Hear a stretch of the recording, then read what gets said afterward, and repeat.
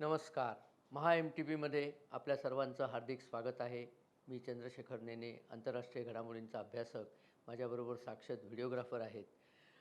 Canada आणि भारत या दोन्ही लोकशाही समर्थक, लोकशाहीवादी राष्ट्र, त्यांची चांगली मैत्री होती आत्तापर्यंत. पण सध्या असं दिसतंय की त्या दोन्ही देशांमधला विवाद हा अधिकाधिक वाढत चाललेला आहे. नुकतंच भारताने कॅनडातनं येणाऱ्या कॅनेडियन नागरिकांकरता भारतात यायला व्हिसा रद्द करण्याची घोषणा केलेली आहे. दोन्ही देशांनी एकमेकांचे राजनयिक ऑफिसर, जे डिप्लोमॅटिक ऑफिसर असतात, त्यांना परत जायला सांगितलेलं आहे. आणि हे सगळं सुरू झालं, आपल्याला गेल्या व्हिडिओमध्ये मी सांगितलंच होतं की जस्टिन ट्रुडो हा जो कॅनडाचा पंतप्रधान आहे सध्याचा, त्यांनी अत्यंत बेजबाबदार अशी विधानं कॅनडाच्या लोकसभेमध्ये, म्हणजे संसदेमध्ये केली की हरदीप सिंग निज्जर हा जो दहशतवादी मारला गेला, त्याला भारतातल्या संस्थात्मक कारवाईमध्ये मारलं गेलं. म्हणजे त्याला त्यांनी नाव नाही घेतलं, पण भारताची रॉ, NIA यासारख्या ज्या संस्था आहेत, त्यांनी, म्हणजे भारताने ते तो खून भारतीय लीडरशिपच्या संमतीने झाला असं त्यांनी काहीतरी एक तयार केलं होतं. आणि त्याच्या जोरावरती त्याचं सगळीकडे चाललेलं आहे की भारत असा बेजबाबदार वागतोय वगैरे वगैरे. आणि त्यांनी काय केलं की त्याचे जे मित्र देश आहेत, म्हणजे मुख्य म्हणजे अमेरिका, ब्रिटन, ऑस्ट्रेलिया, न्यूझीलंड या सगळ्या मित्रदेशांनी सुद्धा त्याची री ओढावी अशी त्याची इच्छा होती. पण या सगळ्या मित्रदेशांनी त्याच्याचवरती उलटा प्रश्न केलेला आहे की तुझ्याकडे हे सगळं करायला पुरावे काय आहेत? पुरावे काहीच नाही आहेत. आणि वरती त्यांनी तोंड वर करून भारताला असं सांगितलं की या हरदीप सिंग निज्जरच्या खुनाच्या चौकशीमध्ये भारतीय अधिकाऱ्यांनी मदत करावी. आता गंमत बघा, हा स्वतःच सांगतोय की त्याचा खून भारतीय अधिकाऱ्यांच्या टीमनी केला आणि पुन्हा त्यांच्याचकडे मदत मागायला जातोय. ह्यातली विसंगतीसुद्धा त्याच्या लक्षात येत नाही. इतका हा कदाचित भारतद्वेषाने आंधळा झाला आहे, किंवा त्याला जी मतं खालिस्तान्यांची पाहिजेत त्याच्यामुळे आंधळा झाला आहे, किंवा हा मुळात दहशतवाद्यांना सपोर्ट करणाराच मनुष्य आहे की काय, असं आता वाटायला लागलं आहे. कारण भारताने वेळोवेळी कॅनडाला या सगळ्या दहशतवाद्यांची यादी त्यांच्या कृष्णकृत्यासकट पाठवलेली आहे की असे असे लोक तुमच्याकडे आहेत, ही त्यांचे डिटेल्स आहेत, आमच्या इथे असे गुन्हे त्यांनी केलेले आहेत, तरी त्यांना पकडा आणि आमच्याकडे पाठवून द्या परत. आणि कुठलाही सुसंस्कृत देश अशीच कारवाई करतो, अशाच प्रकारच्या विनंत्या केल्या जातात आणि त्याला उत्तर हे असतं की हे जर पुरावे तुम्ही दिलेत, ते पुरावे आम्हाला जर मान्य असले तर आम्ही या माणसांना पकडून तुमच्याकडे परत पाठवून देऊ, मग तुम्ही त्यांचं काय ते करा, ते तुमच्या इथनं आलेली लोकं आहेत. त्यातलं काही एक केलं नाही. जस्टिन ट्रुडोनी केलं नाही, त्याच्या वडिलांनी केलं नाही. हे कोणीही लोकं याच्यावरती जराही ॲक्शन घेणार नाही आहेत. पण उलटं भारतालाच सांगणार की तुम्ही आता पुरावे गोळा करा आणि तुम्हीच सिद्ध करा की तुमच्या माणसाने याला मारलं आणि आमचा कॅनेडियन नागरिक मारला गेला. बरं, हरदीप सिंग निज्जर हा कसा दहशतवादी होता, कसा क्रूरकर्मा होता, हे सगळं सांगितल्यानंतरसुद्धा कॅनडाच्या पंतप्रधानांनी या निज्जरच्या संरक्षणाकरता धावून जाणं, हे काही बरोबर नाही वाटत आहे. आता याच्या अगदी विरुद्ध बघा, ब्रिटनचे पंतप्रधान ऋषी सुनाक, त्यांनी तिथल्या जे खालिस्तानी लोकं आहेत किंवा ब्रिटनमधले जे नोन खालिस्तान समर्थक आहेत, त्यांच्याविरुद्ध कशा कशा कारवाया केल्या हे जर आपण बघितलं तर आपल्या लक्षात येईल की जबाबदार लोकशाही राष्ट्र अशा वेळेला काय कारवाया करतं. आता उदाहरणार्थ, जेव्हा ऋषी सुनाक G20ला इथे आले होते, तेव्हाच त्यांनी जाहीर केलं होतं की सगळ्या खालिस्तानी जे दहशतवादी ब्रिटनमध्ये मोकाट फिरत आहेत त्यांच्या पकडण्याकरता त्यांनी एक फंड लाँच केला होता. फंड लाँच केला, 95,000 पाऊंड म्हणजे 1 कोटी रुपयांपेक्षा जास्त रकमेचा एक फंड तयार केला की ह्या पैशातनं आमच्या पोलीस आणि इतर गुप्तचर संस्थांना ॲडिशनल मदत करून हे सगळे गुंड आम्ही पकडू आणि यांना पकडून आम्ही भारताच्या ताब्यात देऊ किंवा गेल्या बाजारात तुरुंगात तरी टाकू. हे ऋषी सुनाकचं वागणं बघा. आणि यादी देऊनसुद्धा यांना न पकडण्याचं वागणं कॅनडाचं पंतप्रधानाचं बघा. ऋषी सुनाकनी खूपच कारवाया केल्या. त्यांनी सगळीकडे टास्क फोर्स एक बनवलेला आहे स्वतः UKमध्ये. 12 खालिस्तान्यांना त्यांनी ऑलरेडी जेलात टाकलेलं आहे. UKतली खालिस्तानी म्हणजे UKचे नागरिक असतात ते. इथून खालिस्तान समर्थन करून UKत व्हिसा मागायला जातात. याच्याशिवाय एक मोठा जथ्था तिथे आलेला आहे व्हिसा मागायकरता UKमध्ये, आणि त्या सगळ्या जथ्यामध्ये प्रचंड प्रमाणावर खालिस्तानचे सपोर्टर्स आहेत. आत्ता कालच आपण बघितलं की कॅनडामध्ये सुखविंदर सिंग दुनेके या नावाचा एक दहशतवादी होता. त्याला सुख्खा असं म्हणायचे. त्या सुख्याला कॅनडामध्ये कोणीतरी ठार मारलं. अजूनपर्यंत तरी कॅनडाचे पंतप्रधान परत ओरडत आलेले नाही आहेत, की भारताच्याच गुप्तचर एजन्सींनी सुखाला मारलं. एक तर सुखा दहशतवादी होता हे सिद्ध झालेलं आहे आणि त्याला मारलं, हे कोणी मारलं हे सांगायच्या आधीच लॉरेन्स बिश्नोई नावाचा एक कुख्यात गुंड जो भारताच्या जेलमध्ये आहे, साबरमतीमध्ये सध्या जेलमध्ये आहे. त्यांनी जाहीर केलं, की मी याला मारलं. मी म्हणजे माझ्या माणसांनी याला मारलं. मी गेल्या व्हिडिओमध्ये हे सांगितलं होतं, की हे खालिस्तानी मुळात त्यांचा उद्योग तिथे जाऊन करणं काय आहे, तर ते ड्रग्सचं स्मगलिंग करतात आणि त्यातनं पैसे कमवतात. ड्रग्सचं स्मगलिंग, आर्म्सचं स्मगलिंग, गुंडगिरी करणं या सगळ्या गोष्टीतनं पैसे कमवतात. अशा लोकांना नेहमीच दुसऱ्या टोळीचं शत्रुत्व असतं. त्या टोळीवाल्यांनी ह्याला उडवला, सुखाला उडवला.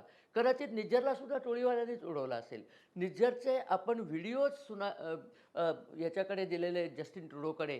त्या व्हिडिओमध्ये निज्जर हातामध्ये AK-47 घेऊन लोकांना ट्रेनिंग देतो हे पण दाखवलेलं आहे.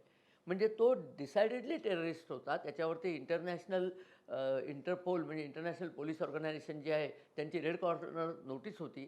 अशा माणसाला तुम्ही तुमच्या देशात शरण देता आणि भारताने हा आता आरोपच केलेला आहे, की कॅनडामध्ये सगळ्या दहशतवाद्यांना, खालिस्तानी दहशतवाद्यांना ओपन शरण मिळते. आता कॅनडातले हिंदूसुद्धा त्याच्याविरुद्ध जागृत झालेले आहेत.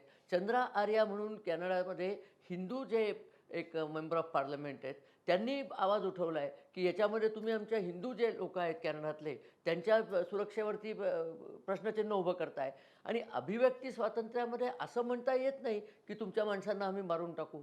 कारण तो पन्नू गुरुपत्वंत सिंग पन्नू नावाचा जो अमेरिकेमध्ये बसून हे उद्योग करत असतो, त्यांनी जाऊन सांगितलं आहे, की कॅनडामधनं हिंदू लोकांनी आता कॅनडा सोडून जावं. अरे तू कोण सांगणारा? बरं अमेरिकेत तर त्यांनी हे सांगितलेलं नाही, कारण अमेरिका त्याला लाथ मारून अमेरिकेच्या बाहेर घालवेल हे त्याला माहिती आहे. कॅनडात काय करावं हिंदूंनी हे हा पन्नू सांगतोय. ही सगळी अत्यंत थर्ड रेट माणसं आहेत, ज्यांच्याकडे काहीही खालिस्तान म्हणजे शिखांचे जे शीख धर्माची मूलतत्त्व आहेत त्याच्याशी यांचा काही संबंध नाही आहे. ही पाकिस्तानने पाळलेली डुकरांची फौज आहे आणि पाकिस्तान स्वतः एक दहशतवादीच राज्य आहे आणि त्यांनी ही फौज पाळली होती का तर त्यांनी भारतामध्ये उत्पात करावा. भारताने त्यांच्या मुसक्या आवळल्यानंतर त्यातले जमले ते लोकं पळून गेले होते. ते तुमच्या कॅनडामध्ये गेले, ते ब्रिटनमध्ये गेले. तर ब्रिटनमध्ये मात्र ऋषी सुनाकने त्यांच्यावरती कारवाई सुरू केलेली आहे. त्यामुळे ब्रिटनमध्ये त्यांना आता काही हे करता येत नाही आहे. कॅनडामध्ये मात्र ते अजूनही मोकाटच फिरत आहेत आणि आता कॅनडातले बाकीचे हिंदू जागृत होत आहेत आणि ते पण आवाज उठवत आहेत, की हे काय चाललं आहे, हे बरोबर चाललेलं नाही. आता गंमत बघा, मी गेल्या वेळेला सांगितलं होतं, की याची विरोधी पक्ष पण कॅनडात आहे ना. तो विरोधी पक्ष आहे कॉन्झर्वेटिव्ह पार्टी. त्या कॉन्झर्वेटिव्ह पार्टीचे जे लीडर आहेत म्हणजे लीडर ऑफ अपोजिशन पियाहे पॉलिव्हे हे त्यांचं नाव आहे. फ्रेंच नाव आहे ते. पियरे वियरे असं त्यांना इंग्लिशमध्ये आपण म्हणू शकू. तर त्यांचं जे रेटिंग आहे तिथे आत्ताच नुसताच कॅनडातली ग्लोबल न्यूज नावाची एक कंपनी आहे, त्यांनी एक सर्व्हे घेतला, की कोणाला आता पंतप्रधान केलं पाहिजे. तर या जस्टिन ट्रुडोचं रेटिंग आता 31% उतरलेलं आहे आणि या पियरे पॉलिव्हेरे यांचं रेटिंग 40% गेलेलं आहे. म्हणजे आज जर तिथे निवडणुका घेतल्या तर कॅनेडियन नागरिकांची पसंती जी आहे ती या जस्टिन ट्रुडोला, ज्याला आता काही लोक विनोदाने कॅनडाचा पप्पू म्हणायला लागलेले आहेत, त्या पप्पू महाशयांना नसून या दुसऱ्या त्याच्या विरुद्ध पार्टीच्या MP ला ती पॉप्युलॅरिटी दिलेली आहे. दुसरा एक फार इंटरेस्टिंग गोष्ट लंडन आणि UKमध्ये झालेली आहे. UKमध्ये साधारणपणे लेबर पार्टी जी आहे त्या लेबर पार्टीला आशियन लोकांचा, UKतल्या एशियन लोकांचा सपोर्ट असतो. परंतु लेबर पार्टीने सुद्धा त्यांची जी एक मिनिस्टर होती प्रीत कौर तिचं नाव होतं. त्या प्रीत कौर मिनिस्टर आधी तर ती मिनिस्टरच होती लेबरचे गव्हर्नमेंट असताना, पण त्याच्यानंतर शॅडो मिनिस्ट्रीची एक कन्सेप्ट UKमध्ये आहे. ते काय करतात, की 2च जर पार्ट्या असल्या तर आपल्या इथे ते करता आलं असतं, पण आपल्या इथे 2 पार्ट्या नाहीत, अनेक पार्ट्या आहेत म्हणून तसं होत नाही. पण जसं मंत्रिमंडळ असतं राज्यारूढ पार्टीचं, तसं जी पार्टी विरोधी पक्षात असते त्यांचंही तसंच मंत्रिमंडळ असतं आणि त्यांचा जो नेता असतो त्याला शॅडो प्राईम मिनिस्टर म्हणतात. तशी ही प्रीत कौर वुमन वेलफेअर आणि शिक्षण याची मंत्री आहे तिथे. पण या प्रीत कौरचे खालिस्तान्यांशी घट्ट घरोब्याचे संबंध आहेत हे माहिती आहे पहिलेपासून. त्यामुळे लेबर पार्टीने तिला काढून टाकलेली आहे मंत्रिपदावरनं. मंत्रिपद शॅडो मिनिस्टरच आहे, ती काय रेग्युलर मंत्री नाही आहे, पण त्याच्यावरनंही तिला काढून टाकलेली आहे. याच्यावरनं वारी कुठल्या दिशेने वाहत आहेत याचा अंदाज येतो. लेबर पार्टी ज्यांच्याकडे खालिस्तानी समर्थक जास्ती होते त्यांनीसुद्धा आपल्या खालिस्तान समर्थक जाणलेल्या प्रीत कौरला हाकलून दिलेलं आहे. ऋषी सुनाक तर कॉन्झर्वेटिव्ह पार्टीचे पंतप्रधान आहेत. त्यांनी तर यांच्यावरती मोहीमच काढलेली आहे. त्यांनी टास्क फोर्स तयार केलेला आहे. खालिस्तान्यांना पकडा आणि जेलमध्ये टाका. विशेष करून बर्मिंगहॅममध्ये हे लोकं खूप जास्ती आहेत. बर्मिंगहॅममध्ये त्यांनी हा कार्यक्रम केलेला आहे. एक छोटीशी गोष्ट सांगायची की बर्मिंगहॅममध्ये मुसलमानही खूप जास्त आहेत आणि पाकिस्तान समर्थक मुसलमान सर्वात जास्त UKमध्ये आहेत ते बर्मिंगहॅममध्ये आहेत. आणि त्यांनी बर्मिंगहॅमचंही पाकिस्तान करून दाखवलेलं आहे, कारण बर्मिंगहॅम म्युन्सिपाल्टीचं दिवाळं निघालेलं आहे. ही मंडळी तिथे राहतात, प्रचंड पोरं जन्माला घालतात आणि त्याच्यानंतर ब्रिटनचा जो अनएम्प्लॉयमेंट अलाउन्स आहे आणि फुकट शिक्षण हे सगळं खात राहतात. आता म्युन्सिपाल्टीने सांगितले आमच्याकडे या सगळ्या गमती करायला अजिबात पैसा नाही आहे. बेअरली मिनिमम पाणी आणि वीज पुरवठा आणि ट्रान्सपोर्ट आम्ही देऊ, याच्याहून जास्ती आम्ही काही देणार नाही. त्यांनी सेंटरकडे भीक मागितली. ऋषी सुनाकने सांगितलं एक पैसाही मिळणार नाही, तुम्ही लोकं नुसते या लोकांवरती लुटवताय, ते कंट्रोल करा. तर ही बर्मिंगहॅमची पैदास आहे आणि याचाच अर्थ खालिस्तान मूव्हमेंट बर्मिंगहॅममध्ये स्ट्रॉंग आहे, म्हणजे खालिस्तान मूव्हमेंटला पाकिस्तानच पोचतो. आपण खालिस्तान म्हणतो, पण खरं यांना पाकिस्तान म्हणायला काही हरकत नाही, कारण बर्मिंगहॅमला तर ते आता पाकिस्तान इन UK असंच म्हणत आहेत. आणि कदाचित जस्टिन ट्रुडोला कॅनडामध्येही असंच पाकिस्तान निर्माण करायचं की काय, असा प्रश्न अनेक जाणते लोक आता विचारायला लागलेत. असं दिसतं की जस्टिन ट्रुडोची नौका आता कुठल्यातरी खडकावर आपटून फुटणारच आहे. लवकरच याचा निकाल आपल्याला काहीतरी पाहायला मिळेल, कारण हे असे खुळ्यासारखे आरोप करायचे, पुरावे द्यायचे नाहीत. उलट ज्यांच्यावर आरोप केला त्यांनाच सांगायचं की तुम्ही पुरावे घेऊन या, म्हणजे तुमच्यावरचा आरोप आम्ही साबित करू. हा अत्यंत चाइल्डिश प्रकार आहे. आणि सर्वात शेवटची गोष्ट म्हणजे कॅनडामध्ये अशी पण आता लोकं म्हणायला लागलेली आहेत की या जस्टिन ट्रुडोची जी पार्टी आहे तिला चीनचा सपोर्ट आहे. चीनी लोकं सगळीकडे जे नाक घालत असतात त्याप्रमाणे कॅनडातही त्यांनी तो उद्योग केलेला आहे. यांच्या पार्टीला भरपूर चीनी सपोर्ट देण्यात आलेला आहे आणि त्याची किंमत वसुलीच तरी कदाचित चालली नाही आहे ना. पाकिस्तान, चीन, खालिस्तान हे सगळे नाण्याच्या एकाच बाजूच्या नाण्या आहेत ते.